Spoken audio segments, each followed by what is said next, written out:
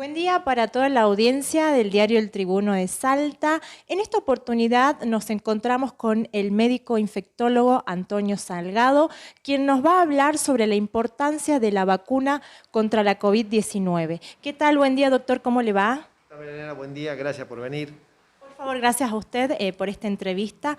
Queremos consultarle, doctor, en primer lugar, sobre la importancia, ¿no?, de la aplicación de la vacuna contra la COVID-19. ¿Qué nos puede comentar al respecto? Bueno, por supuesto que es trascendental vacunarse.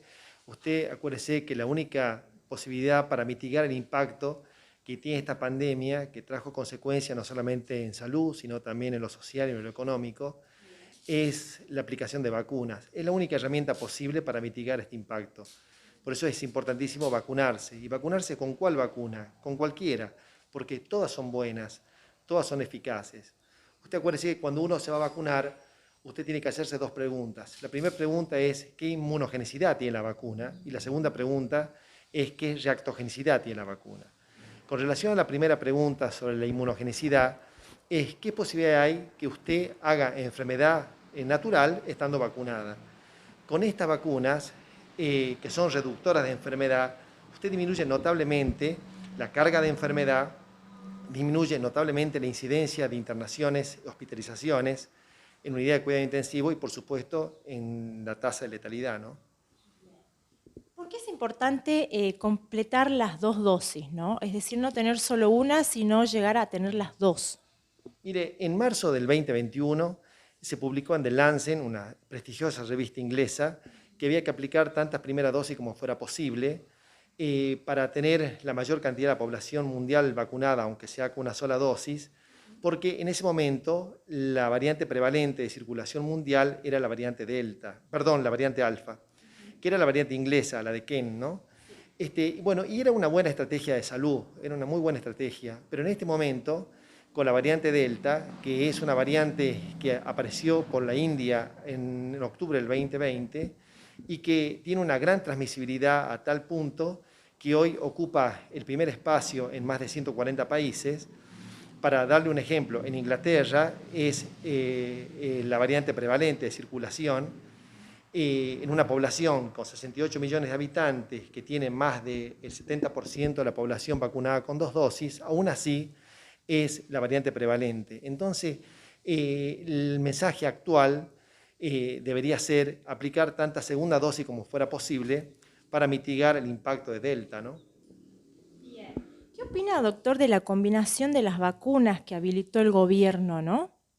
Bueno, eso es una estrategia de salud, a mi humilde entender, de gran impacto y muy bueno, y no es algo nuevo.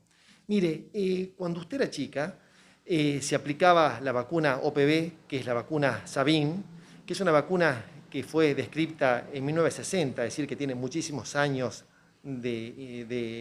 descripta, y usted la combinaba con la IPV, que es la SAL, que fue descrita en 1955. Es decir, son vacunas ambas para la polio. Lo que pasa que la Sabin es una vacuna por virus activos, atenuados, y la Salk es una vacuna por virus inactivos. Es decir, que ya existe numerosa información sobre lo que se llama intercambiabilidad de vacunas. Y era necesario hacer esta política sanitaria porque el darle usted la oportunidad a los que tienen la primera dosis de Sputnik de aplicarse un segundo componente de otra plataforma vacinal o de la misma plataforma vacinal, pero de otra farmacéutica, como es AstraZeneca o como es Moderna, que es una vacuna por ARN mensajero, ¿no? Para que la gente tenga en claro cómo serían las combinaciones, cómo quedarían entonces. La combinación sería la que está aceptada actualmente por el Gobierno Nacional y el Comité Nacional de Inmunización, es a todos aquellos que han recibido la dosis de Sputnik como primera dosis, aplicar como segunda dosis AstraZeneca o Moderna. Perfecto. Doctor, ¿nos puede diferenciar, ¿no?, entre los síntomas de la COVID-19 y los síntomas de esta cepa Delta, ¿no?, que causa tanta preocupación? ¿Cómo son, cuál es la diferencia, ¿no?, entre ambos? Bueno, primero decirle que esto es otra pandemia, ¿no? La pandemia original fue por el coronavirus Wuhan, la variante Wuhan, que tenía como síntomas principales, dolor de cuerpo, fiebre, pérdida del olfato, pérdida del gusto, dolor de cabeza, etc. Es decir, que eran síntomas casi parecidos a los de la gripe estacional.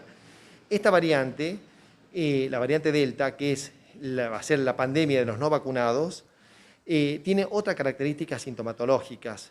Se da más como un catarro nasal, una rinitis, que puede ser confundida inclusive con una rinitis alérgica, con dolor de cabeza y poca fiebre. Y no se ve tanto la pérdida del gusto y la pérdida del sabor. Eso era común en la de Wuhan, digamos. Sí, era común la de Wuhan. Aparte, acuérdese que esta variante es una variante que tiene muchísimo más carga viral, más de 1000 veces más carga viral que la variante original. Por tal motivo, eso se traduce en una mayor transmisibilidad, es mucho más contagiosa, ¿no? Usted acuérdese que el R0, que es un número relativo absoluto, que es cuando un caso índice, ¿cuántas personas contagia? En la variante de Wuhan contagiaba entre 2.5 a 3 personas. Esta variante contagia de 6 a 8, es decir, que es mucho más transmisible.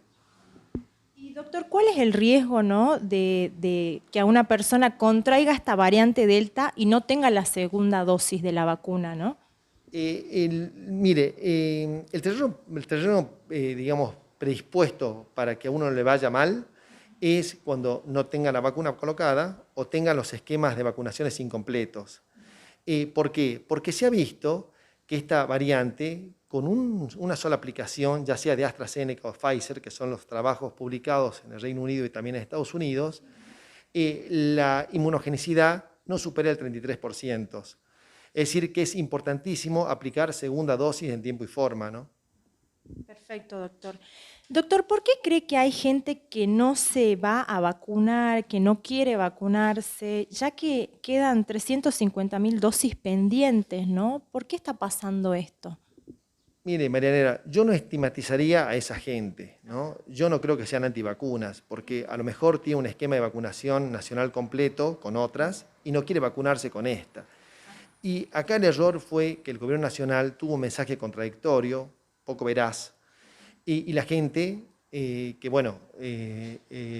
naturalmente muchos son escépticos, hay mucho negacionismo. Usted acuérdese que el negacionista es el que niega la realidad para evadir una verdad que incomoda. Entonces, la gente hay que persuadirla con un mensaje claro, con un mensaje veraz, y explicarle por qué es importante que se vacune y por qué es importante que se vacune con un esquema completo de vacunación, es decir, con 2 dosis, ¿no? Porque esta es una pandemia de los no vacunados. Y al respecto, doctor, ¿quiere emitir alguna opinión sobre los grupos antivacunas? Insisto, los grupos antivacunas siempre existieron. Estados Unidos tiene un 30% de su población que no quiere aplicarse la vacuna, a pesar de que tiene en stock la que usted quiera. Insisto que hay que intentar persuadirlos, no de manera obligatoria, sino con un mensaje muy claro para que cambien de opinión y saber que el que no se vacune frente a la variante Delta no la va a pasar bien. ¿Considera que el gobierno, las autoridades tienen que ser más estrictos, ¿no?, con las restricciones, digamos, para las personas que no estén vacunadas? Por ejemplo, no dejarlos ingresar a ciertos espacios. Sí, estoy totalmente de acuerdo con eso. Tiene que haber un carnet de sanidad que al paciente que está vacunado, al ciudadano que esté vacunado, le permitan, por ejemplo, entrar a una confitería hasta 2, 3 de la mañana y al que no esté vacunado, no. Porque a pesar de que el vacunado, es muy importante que se sepa que las vacunas disminuyen la carga de enfermedad, pero no modifica la tasa de transmisibilidad, por lo menos con las vacunas que tenemos en Argentina. Por tal motivo, usted puede no tener síntomas y transmitir la enfermedad, como transformarse en un asintomático.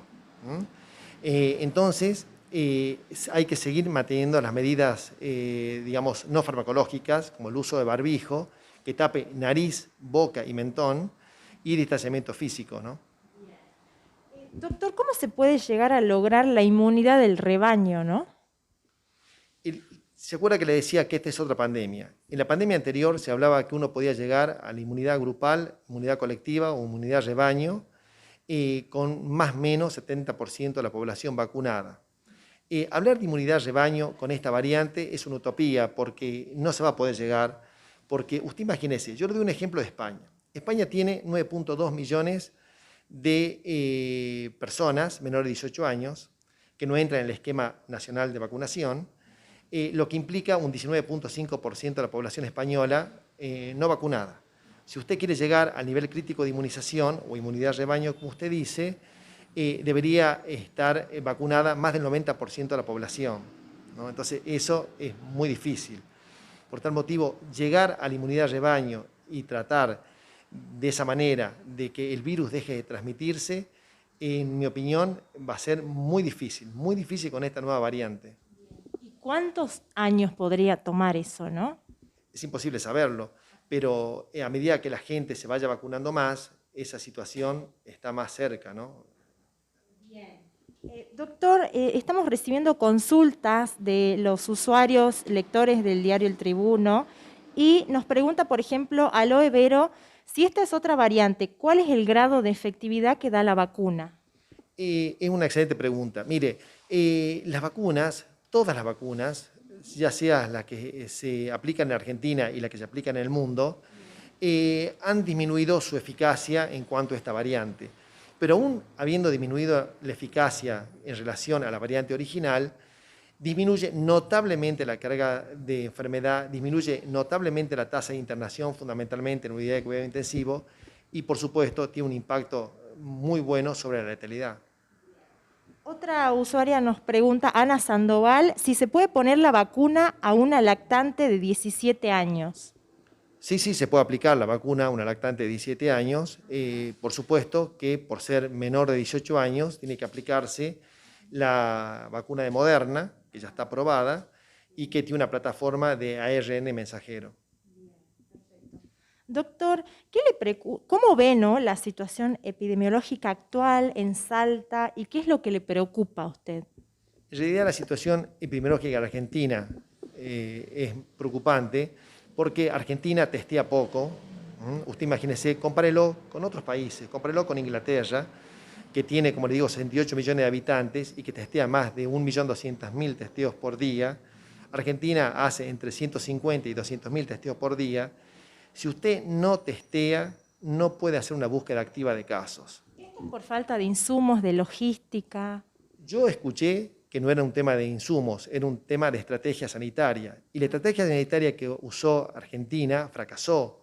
Me limito a decirle que el impacto fueron más de 100.000 muertos por esta pandemia, ¿no? Entonces, si la recomendación que hizo el Ministerio de Salud de la Nación era, si usted tiene síntomas, quédese en casa, si le duele la cabeza, tome paracetamol, y si tiene dificultad respiratoria, llame al 148, fracasó.